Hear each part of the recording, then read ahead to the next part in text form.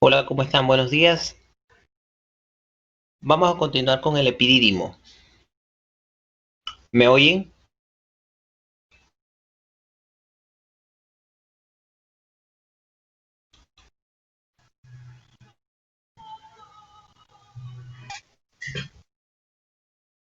Sí, sí se escucha.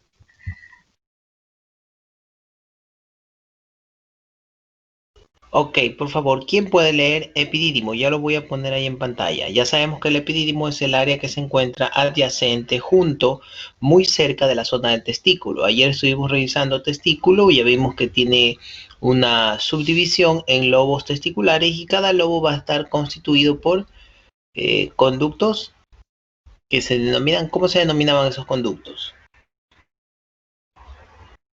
Eferentes. Diferentes. Sí, eso es, Eferentes. pero eso es externo al testículo en sí. Hablando del parénquima, la parte interna, estaban los lobos testiculares y estos lobos a su vez estaban constituidos por algo más, por Seminíferos. túbulos seminíferos, correcto. La unión de lobos testiculares, ¿qué daba lugar cuando se unificaban los lobos testiculares? Se unían, se anastomosaban en un conducto. El nombre del conducto ya lo dijeron, pero antes de que se forme ese conducto, la red, no oigo, la red, La red testicular. la red testicular. Se unifica y se unen todos los lobos testiculares en la red testicular. Y la red testicular anastomosa y forma un solo conducto. ¿Qué conducto es el que se forma apenas termina el parénquima testicular? ¿El conducto deferente o el conducto eferente?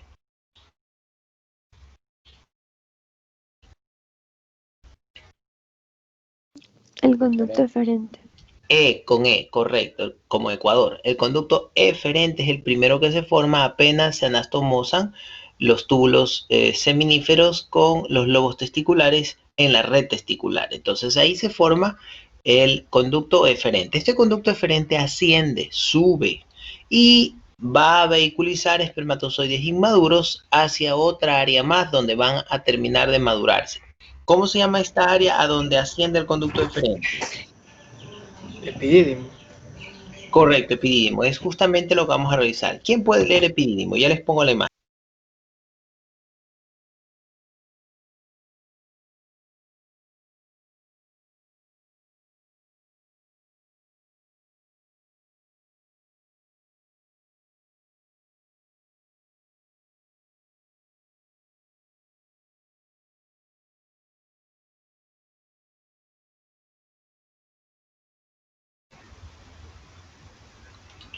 Esto es a lo que me refería. Aquí está pues un dibujo visto desde otra perspectiva en la cual podemos observar los túbulos seminíferos, podemos ver las túnicas. Ayer alguien preguntó sobre este músculo que se llama la túnica de Dartos, túnica albuginia, túnica de las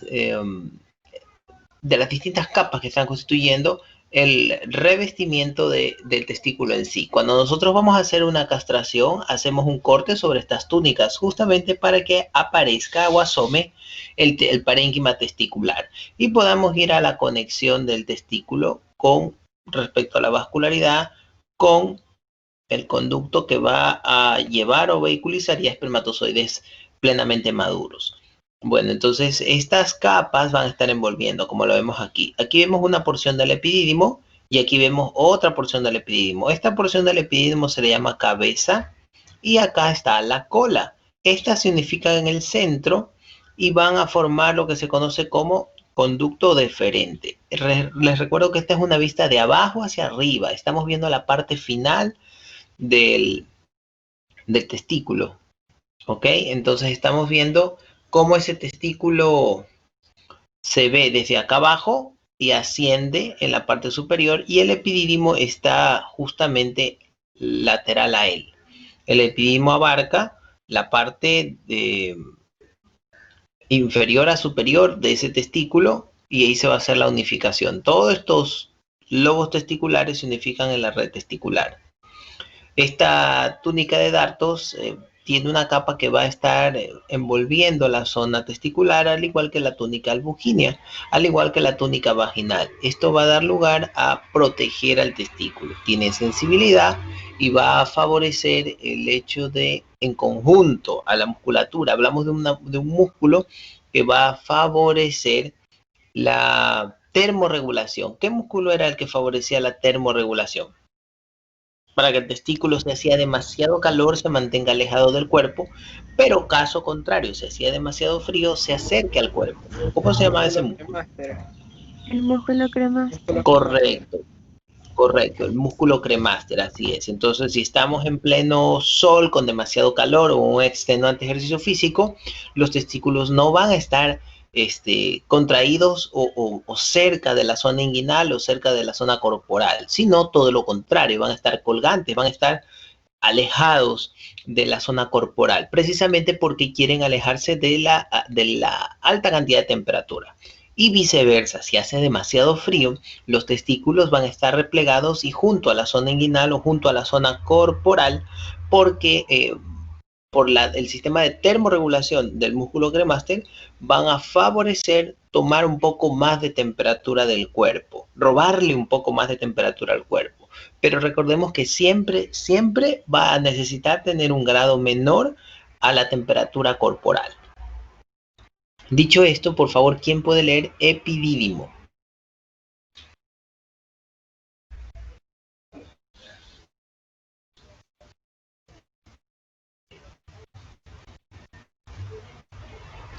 Epidídimo. Está íntimamente unido al testículo por medio de la túnica albúgina. Presenta una parte ensanchada llamada cabeza, una media llamada cuerpo y una parte terminal llamada cola. El conducto del epidídimo, también llamado epididimario, penetra por la cabeza y sale por la cola tomando el nombre a su salida de conducto deferente. La vascularización corre por cuenta de 3 troncos arteriovenosos. 2 de ellos pertenecen al sistema arterioespermático, plexo pampiniforme, que irriga la cabeza y la cola. El tercero proviene del sistema ilíaco, irriga cola y canal deferente. Con respecto a las funciones epididimarias, se cuenta entre ellas el transporte, la sobrevivencia y la maduración funcional de los espermatozoides. Los cambios en la maduración incluyen adquisición de la capacidad de motilidad progresiva, condensación final del núcleo y modificaciones en la forma del acrosoma, formación de puentes disulfuro en las estructuras proteicas, alteraciones en la naturaleza de la membrana plasmática, migración de la gota citoplasmática proximal a una posición distal de la pieza intermedia, disminución en la concentración de O2 o de oxígeno 2 para inhibir el metabolismo de los espermatozoides. Reabsorción, fagocitosis y licuefacción de X deficientes, almacenamiento de espermatozoides. Los espermatozoides son producidos en forma regular y expulsados continuamente de los túbulos seminíferos, pero son inmóviles en el líquido testicular. Las cilias del epitelio de los canales eferentes contribuyen a su progresión hacia la cabeza. En el epidídimo, las contracciones rítmicas aseguran su desplazamiento. La duración del tránsito por el epidídimo varía según las distintas especies animales. Esta duración en la cabeza y el cuerpo no depende de la frecuencia de la actividad sexual de los animales. La cola, en cambio, actúa como reservorio, en la cual los espermatozoides pueden sobrevivir durante 3 semanas. ¿Sigo? Conducto deferente, sí. Conducto deferente. Es un conducto largo que va desde la cola del epidídimo y se dirige hasta la uretra intrapelviana. El conducto deferente en su trayecto hacia la uretra pelviana forma parte primero del cordón espermático y luego pasa por el canal inguinal, donde se dirige de forma solitaria hasta desembocar en el cólico seminal. Bueno, en la uretra intrapelviana. Okay. Este colículo es también una pequeña protuberancia donde se desemboca el conducto excretor de las glándulas seminales. Estructura del conducto deferente. De afuera hacia adentro tiene túnica adventicia, capa muscular que presenta fibras circulares y longitudinales que al contraerse tiene importancia durante la eyaculación. Membrana mucosa muy rica en las células secretoras que facilitan la movilización de los espermatozoides. Cordón espermático. Está conteniendo el conducto deferente y se forma de arteria testicular, venas testiculares que forman el plexo pampiniforme alrededor de la arteria precedente, vasos linfáticos, plexo nervioso autónomo, músculo cremaster, capa visceral de la túnica vaginal del peritoneo parietal.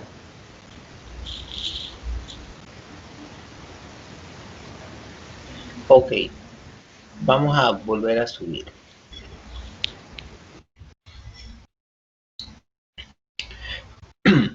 Bien, entonces el epidídimo está íntimamente relacionado o junto al testículo. Eso ya lo tenemos bien claro. Por medio de la túnica albuginea se presenta una parte ensanchada llamada cabeza, una media llamada cuerpo y una parte terminal llamada cola. Entonces sabemos que el epidídimo está junto al testículo y tiene tres porciones: cabeza, cuerpo y cola. Estas tres porciones que mantiene el epidídimo van a favorecer cada una en su momento a que la maduración se desenvuelva con total normalidad. Sabemos que el espermatozoide inmaduro abandona a través de la red testicular el parénquima testicular y se vehiculiza hacia el conducto eferente. Hasta este momento el cuerpo trata de evitar de que ese espermatozoide inmaduro pueda tener pérdida de energía y por ende no se moviliza por su cuenta, no se mueve por su cuenta. Y lo que ocurre es que es vehiculizado a través de las cilias que se encuentran en el lumen o en la parte más interna del conducto eferente, vehiculizan, cargan a estas células y las llevan hacia la cabeza del epidídimo, donde continúan su proceso de maduración.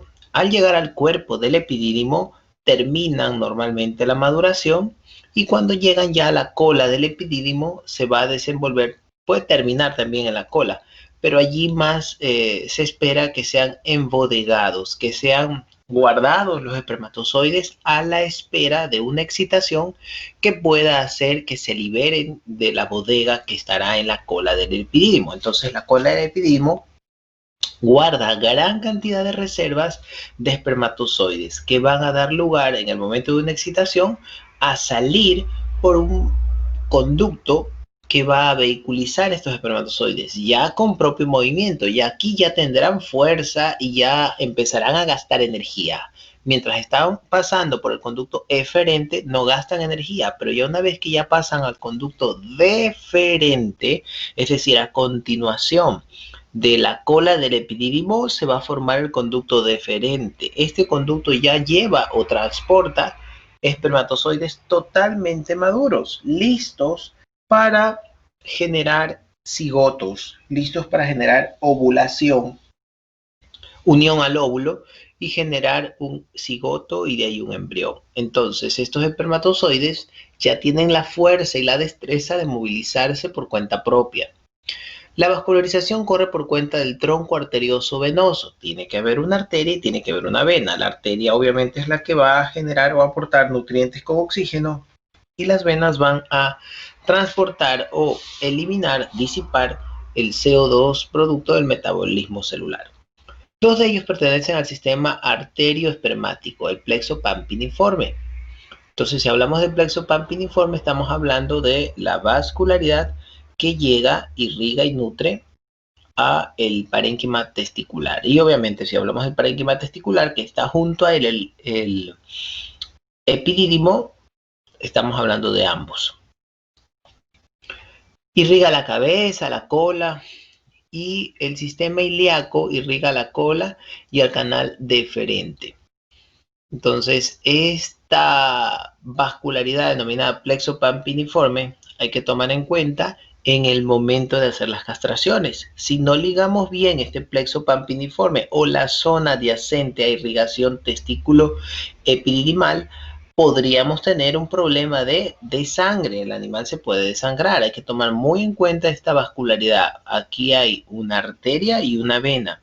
No son extremadamente grandes, pero en el momento de tener una arteria, esta va a estar bombeando sangre y obviamente si está cortada producto de la castración, va a haber una gran pérdida de sangre y puede perder la vida el animal. Si estamos hablando de un animal tan grande como un cerdo, un berraco, han logrado ver los testículos del berraco, son testículos enormes. Obviamente, si es un testículo enorme, va a tener vascularidad bastante visible, bastante prominente. Esta vascularidad, en el momento en que la cortemos, ahí va a haber arterias y venas en el plexo pampiniforme y se va a desangrar ese animal si no se liga rápidamente este vaso sanguíneo. Con respecto a las funciones del epidídimo, se encuentran en ellas el transporte, la sobrevivencia y la maduración funcional de los espermatozoides. Los cambios en la maduración van a incluir: el espermatozoide va a adquirir la capacidad de movilidad progresiva. ¿Se acuerdan que al principio, cuando abandonaba la red testicular y pasaba por el conducto eferente, no tenía movilidad propia? Entonces, cuando pasa ya a la última parte de la cola del epidídimo, ya ese espermatozoide tiene capacidad de movilidad propia. Condensación final del núcleo y modificaciones de la forma del acrosoma, es decir, el área, el material genético que tiene el espermatozoide ya está modificado y ya tiene forma de acrosoma. Formación de puentes de disulfuro en las estructuras proteicas. Aumenta y mejora la capacidad de reserva de energía que le va a aportar su producción y que va a permitir mantenerlo con vida mientras lucha, y energía también, vida y energía, mientras lucha por fecundar un óvulo. Alteraciones en la naturaleza de la membrana plasmática. Van a haber cambios precisamente en la etapa de maduración, hasta llegar a un cambio en el cual está totalmente maduro. Migración de la gota citoplasmática proximal a la posición distal de la pieza intermedia. Estamos hablando del material genético que contiene la cabeza de ese espermatozoide, que es obviamente lo que va a aportar como material genético y que se pueda mezclar con el material genético del óvulo y dar lugar a un ser vivo semejante a los progenitores. Entonces es importantísimo esto, y esto se da a nivel del epidídimo. Este problema de los acrosomas, el problema del material genético cuando hay individuos que nacen con problemas de deformación o problemas de desarrollo en algún área del cuerpo, obviamente está dado o precedido porque ha habido algún problema. Casi todas estas patologías, ha habido un problema en la etapa de desarrollo de las células reproductivas. Disminución de la concentración de oxígeno para inhibir el metabolismo de los espermatozoides. El oxígeno disminuye, dando lugar a que entren en un proceso de conservación y latencia, es decir, que los espermatozoides estén esperando sin mayor pérdida de energía y estén allí. ¿En dónde? En la cola del epidídimo. El nivel de oxígeno va a favorecer que se mantengan en hibernación, por decirlo así, esos espermatozoides en la cola del epidídimo. ¿Hasta qué tiempo podrían estar en hibernación? Aproximadamente de 2 a 3 semanas estarán esos espermatozoides en la cola del epidídimo con una condición de menor aporte de oxígeno para mantenerlos vivos, pero relajados y tranquilos sin mayor movimiento. O sea, no quieren despertarlos, están adormecidos. Están a la espera de una excitación que favorezca su salida a través del conducto deferente. Finaliza el epidídimo y comienza el conducto deferente. Finaliza la cola del epidídimo y empieza el conducto deferente. Entonces, recordemos que el conducto va a transportar espermatozoides ya activos plenamente con propia capacidad de movimiento, pero mientras están en la cola del epidídimo, estos espermatozoides se mantienen en latencia, tienen bajos niveles de oxígeno, lo suficiente para mantenerlos vivos, pero lo suficiente para no dejarlos moverse y desperdiciar energía. Lo que el cuerpo quiere evitar es el desperdicio de energía porque la van a necesitar para poder competir entre los millones de espermatozoides y llegar el más apto, llegar a generar el cigoto, el embrión. Reabsorción, fagocitosis y licuefacción de espermatozoides deficientes. Esta función es importantísima, se da a nivel de la cola. En la cola del epidídimo van a haber células especializadas, células blancas especializadas, que se van a dedicar a hacer el control de calidad. En la cola del epidídimo debe de haber un control de calidad por parte de los glóbulos blancos. Estos van a analizar los espermatozoides y los que no cumplen con una mínima estructura específicamente dentro de la norma o de la normalidad van a ser fagocitados. Si hay espermatozoides con doble cabeza, doble cola o cabeza irregular, anómala en su forma con respecto a las características que presenta esa especie con respecto a sus espermatozoides. No todos los espermatozoides son iguales. Los de ratón son diferentes a los de cerdo. Los de cerdo son diferentes a los del hombre. Los del hombre son diferentes a los del gato. Van a tener variantes. La constitución general es la misma, cabeza y cola. Pero en su forma específica y detallada va a haber pequeñas diferencias. La cabeza puede ser más triangular, puede ser más ovalada, puede ser más pequeña, puede ser más circular. Van a haber pequeñas diferencias en la forma en sí del espermatozoide, pero de forma muy general va a ser igual, cabeza y cola. Y lo que se desenvuelve a nivel del epidídimo va a ser exactamente lo mismo. Entonces, a nivel de la cola del epidídimo va a haber un proceso de control de calidad. Este proceso de control de calidad va a involucrar eliminar, lo que es lo mismo, fagocitar espermatozoides que no cumplan con calidad para poder llevar material genético que perpetúe la especie. Entonces el organismo, la especie, ha desenvuelto un control de calidad en la cola del epidídimo que favorezca desechar, eliminar, fagocitar, destruir espermatozoides que pongan en riesgo obtener un individuo, una prole, una progenie que no tenga capacidad de defenderse. Imagínense que nace un animal con algún problema agenésico, con un problema de debilidad, o que nace muy pequeño o con la cabeza grande. Entonces, eso es lo que trata de evitar el sistema de control de calidad a nivel de la cola del epidídimo, que al menos por material genético del macho no exista mayores problemas de nacimiento de ese neonato, que no se pierdan 9 meses, 4 meses o los meses que sea de gestación y se ponga toda la energía en un individuo que ponga en riesgo la perpetuidad de la especie. Entonces, a nivel de la cola del epidídimo se va a desenvolver el control de calidad y este control de calidad va a estar dado precisamente para que no existan estos problemas. Ahora, no es que no se vaya a pasar por algún motivo algún defecto, pero la mayoría es controlada. Cuando hay falla en el sistema de monitoreo, de control de calidad en la cola del epidídimo con respecto a esto, hay muchas fallas en la producción de espermatozoidea en 2 fases de la vida, en los muy jóvenes y en los muy mayores. Bueno, mayores, tampoco tienen que ser tan muy mayores.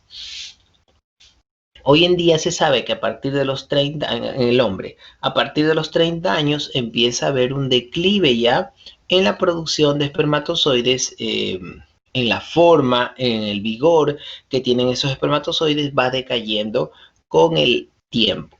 En el caso de los muy jóvenes, los espermatozoides tienen muchos defectos porque recién el parénquima testicular está produciendo espermatozoides que no tienen que tienen un control de calidad, pero hay demasiada producción de espermatozoides que no cumplen con las expectativas de calidad.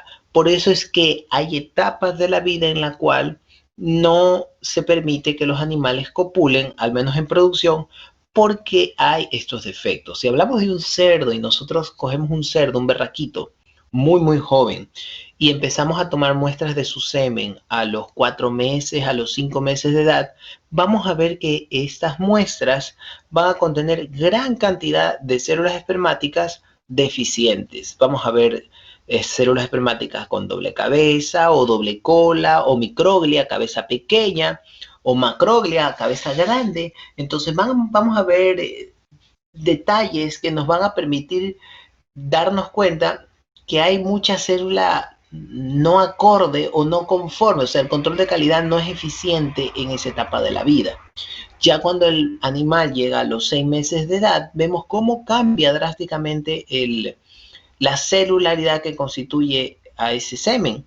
Y vemos que la célula tiene en su casi completa mayoría una buena calidad. Pues resulta que la edad influye mucho.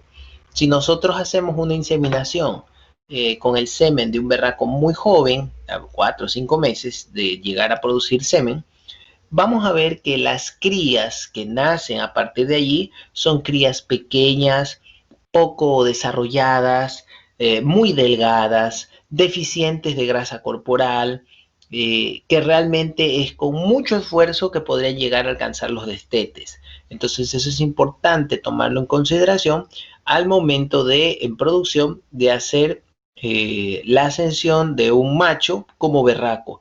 No puede ascender como berraco hasta que no culmine su proceso de maduración. Precisamente por eso, porque los espermatozoides que se van a obtener de un animal muy joven van a ser espermatozoides que no superen el control de calidad debidamente. Pero ya por edad ya pueden llegar a cumplirlo. Lo mismo pasa esto en etapa temprana de la vida. Y también pasa lo mismo con lo contrario, con animales mayores.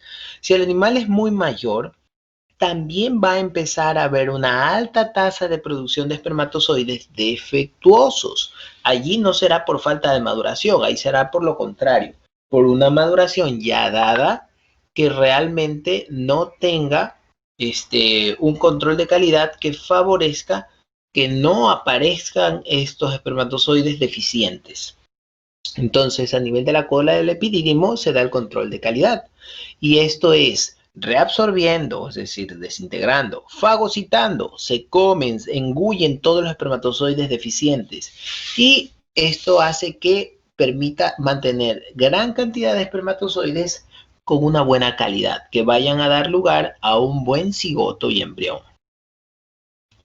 Los espermatozoides son producidos en forma regular y expulsados continuamente por los túbulos seminíferos. No para la producción. En el caso del parénquima testicular, la producción no para con respecto a lo que tiene que ver de estar continuamente produciendo células reproductivas. Muy diferente en el caso de las hembras. Pero son inmóviles en el líquido testicular. Las cilias del epitelio del canal eferente contribuyen a su progresión hacia la cabeza. Es lo que les decía. El conducto eferente es el que se va a encargar de llevarlos, vehiculizarlos hasta llegar al epidídimo. No se mueven para nada cuando recién están saliendo del parénquima testicular. Esa es la diferencia entre el transporte de los espermatozoides inmaduros a través del conducto eferente y la transportación de espermatozoides totalmente maduros a través del conducto deferente. La duración del tránsito por el epidídimo varía según distintas especies de animales. Es decir, habrán animales que tendrán un procedimiento mucho más rápido para poder madurar, transitar a través del epidídimo. Habrán otros que demorarán un poco más. Esta duración en la cabeza y el cuerpo no depende de la frecuencia de la actividad sexual de los animales. La cola, en cambio, actúa como reservorio en la cual los espermatozoides pueden sobrevivir durante 3 semanas. Eso es lo que habíamos mencionado. Los espermatozoides podrían estar en la cola del epidídimo embodegados a la espera de una excitación para salir a formar parte y contribuir en el producto conocido final como semen. Una vez que sale del aparato reproductor ya se llamará eyaculado. Bien, ¿quién puede leer conducto deferente?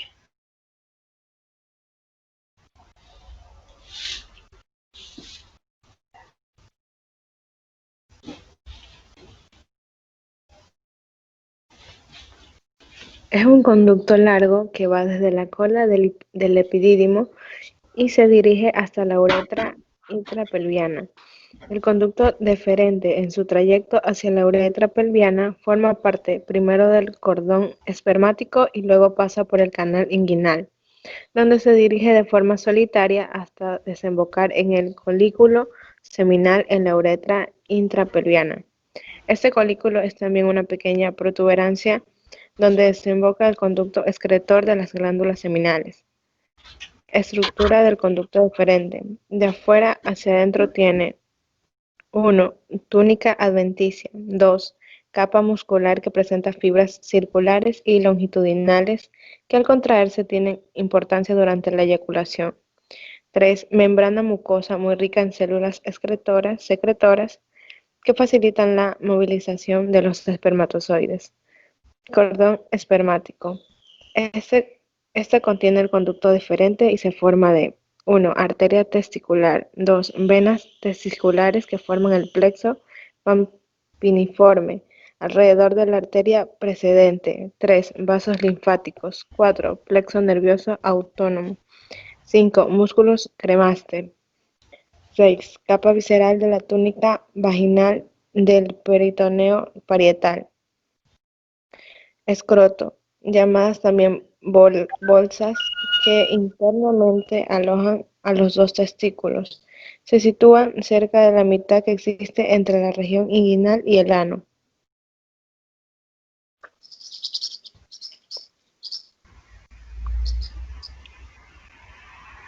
Ok.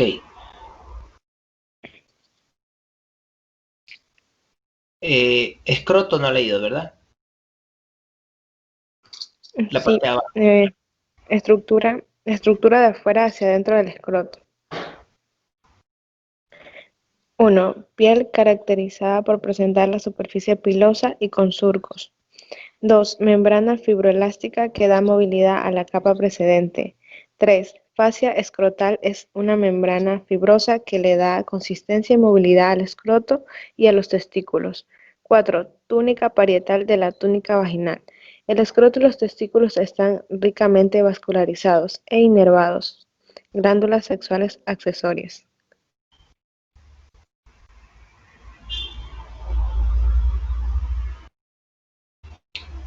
Ok.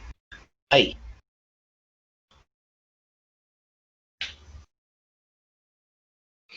La función de estas glándulas es la de producir el líquido seminal donde se conservan los espermatozoides y les sirve a su vez de vehículo para su salida a través de la uretra. Estos líquidos le dan volumen al semen y además le aportan nutrientes y protección. Glándulas sexuales accesorias. Son de 3 clases: vesículas seminales, próstata y glándulas de Cooper o bulbouretrales. Vesículas seminales. Son dos, una derecha y otra izquierda, ubicada topográficamente cerca del cuello de la vejiga urinaria, y cada una de ellas posee un conducto excretor que desemboca en el colículo seminal muy cerca del conducto deferente. La vesícula seminal en bovinos está sobre la próstata y dirigida hacia adelante. Elabora un líquido seminal que forma parte del esperma con función de acrecentar el volumen del eyaculado, aportar nutrientes y servir como buffer al semen. Vesícula seminal. Un órgano dúctil. Tiene una pared fibromuscular y la mucosa con muchos pliegues. Son dos y están situados a ambos lados del cuello de la vejiga. Tienen una longitud aproximada de 8 a 10 centímetros. Son de forma lobulada y excretan un líquido rico en azúcares como fructosa y ácido cítrico. Ok, muy bien, gracias. Entonces ahí tenemos las áreas que están influyendo en el aparato reproductor del macho. Las glándulas accesorias, tenemos las vesículas seminales, la próstata, las glándulas de Cooper o bulbouretrales. Aquí la más característica que llama mucho la atención en el aparato reproductor del macho es la próstata. La próstata, viéndola como un área de ligue entre lo que ya hablamos de la producción de espermatozoides, va a estar dando el último punto donde llegan los espermatozoides para, a través del canalículo prostático, liberarse estos espermatozoides y salir a la uretra. La próstata es una glándula que se va a encontrar justamente atravesada, va a ser atravesada por la uretra. La uretra atraviesa la próstata. Una vez que la uretra atraviesa la próstata, dentro de esta unión de uretra con próstata va a haber un canalículo prostático. A través de este canalículo prostático se va a liberar lo que corresponde a los espermatozoides y van a poder ir hacia la uretra, en donde, en conjunto a otros líquidos que producen la vesícula seminal, la misma próstata, las glándulas de Cooper o bulbouretrales, va a formarse lo que se conoce como semen. Entonces, la unión de esta producción de glándulas con los espermatozoides, los millones de espermatozoides, van a dar lugar a un fluido conocido como semen. Este fluido va a estar va a ser muy alcalino, precisamente en la necesidad de cambiar o de movilizarse en un ambiente ácido, porque el aparato reproductor de la hembra tiene un pH ácido, entonces debe de ir cargado de alcalinidad este producto conocido como semen, precisamente para contrarrestar la acidez del medio en el cual se va a desenvolver el espermatozoide, porque caso contrario, ese espermatozoide en un medio ácido se va a morir, va a perder toda la fuerza y la fortaleza de su principal misión. Su principal misión es fecundar. ¿Ok? Voy a tener que terminar hasta allí porque tengo que regresar a una sustentación. Tengo una sustentación, entonces voy a tener que volver a subir. Así que nos quedamos hasta allí. Hemos avanzado un poquito, pero por lo menos hemos avanzado. ¿Alguna pregunta hasta el momento? ¿Algo que no haya quedado claro?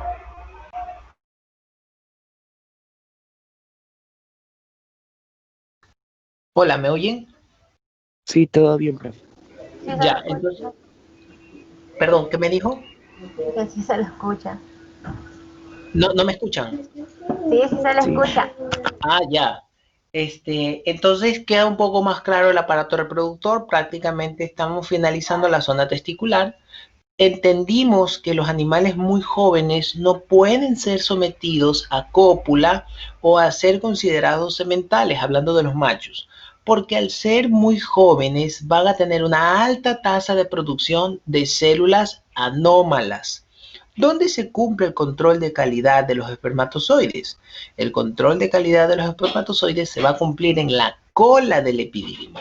A nivel de la cola del epidídimo va a encontrarse el control de calidad que va a dar lugar a obtener células espermáticas que cumplan con los requisitos de funcionabilidad fisiológica, que vayan a desarrollar un proceso en el cual el embrión que se forme de la cópula vaya a tener una capacidad de ejercer crías, de ejercer neonatos altamente con un alto potencial para perpetuar la especie. El fin del aparato reproductor no es más que perpetuar la especie, sino cómo una especie va a sobrevivir, desaparece, si su potencial genético no es debidamente transmitido en lo que se conoce como prole, en lo que se conoce como nuevos miembros de esa juveniles de esa especie, primero si no salen debidamente, segundo si no salen con una buena cualidad y vigor, y tercero, si no pueden transmitir la genética de la misma especie, ¿cómo va a poder mantenerse esa especie como tal? Esa especie desaparece. Entonces, de todo eso se tiene que garantizar naturalmente la misma especie, fisiológicamente, para poder desenvolver un proceso de maduración desde lo principal, la unidad que es la unidad reproductiva, tanto del macho como de la hembra. En este caso estamos hablando del macho.